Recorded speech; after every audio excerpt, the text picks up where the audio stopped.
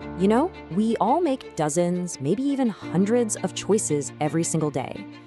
But what if I told you that the way those choices are presented to you is actually more important than the choices themselves? Today, we're diving into the hidden architecture of your decisions. So let's just start with a really big question here. Take a look. Are your decisions truly your own? I mean, think about it. From what you ate for breakfast this morning to the bigger stuff, like the career path you're on. We love to believe we're in the driver's seat, in complete control. But are we, really? And that leads us right into what you could call the rational human myth. We all kind of walk around with this idea of ourselves as super logical beings.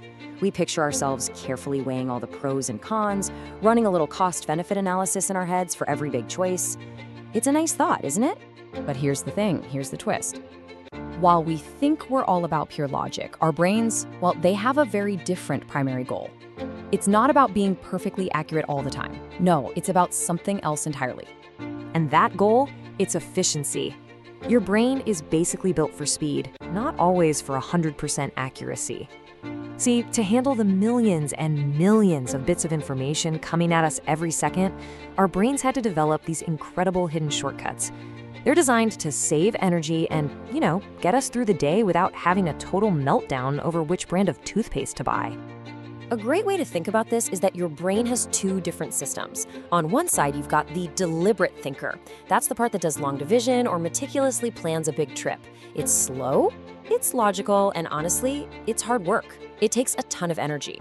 But on the other side, you have the automatic brain. That's your gut reaction, your intuition. It's lightning fast, totally effortless, and get this, it's running the show about 95% of the time. Now, there's a technical term for these mental shortcuts. It's a heuristic. The best way to think of a heuristic is like the operating system for your automatic brain. They're the little rules of thumb that let you make thousands of judgments quickly and efficiently. They make life manageable. But, and this is a big but, for all their amazing efficiency, these shortcuts are not perfect. And this is where we run into the glitches in our mental code.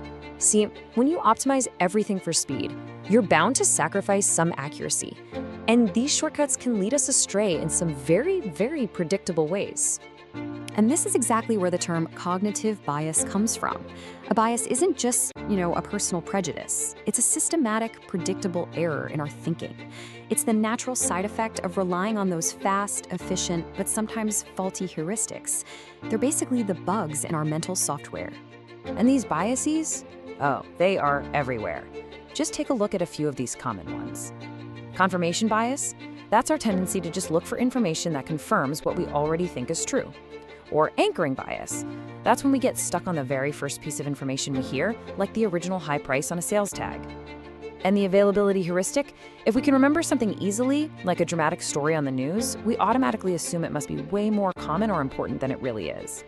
Sound familiar at all? So, here's the really crucial part. All these little biases we have can be, they can be used. This is where we get to the immense power of the default setting. Because our brains absolutely love the easy path. The path of least resistance can literally be designed by others to guide our choices, often without us even realizing it's happening.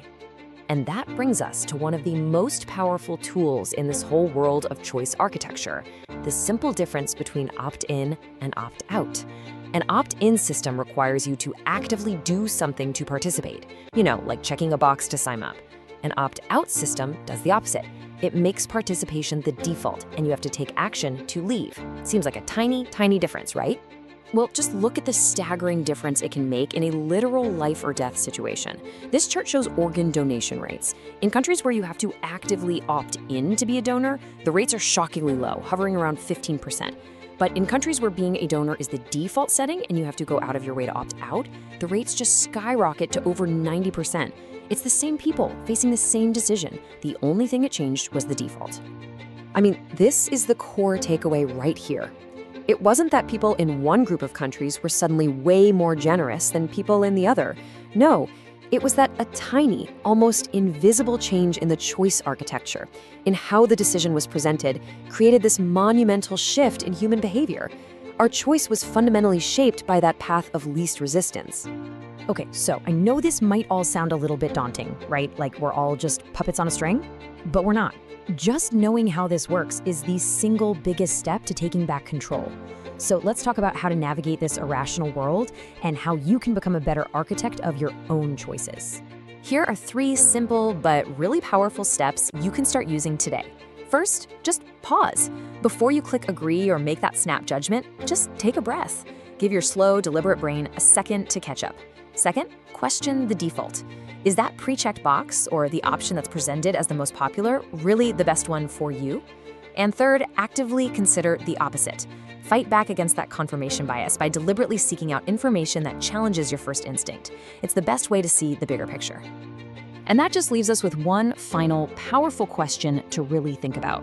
If our choices can be so easily designed by a simple change on a form or a setting on a website, who's the architect? Because from marketers to governments to app developers, choice architects are all around us. Knowing this allows you to see their design, to see the architecture, and ultimately to make the choice that is truly, genuinely your own. Thanks for tuning in.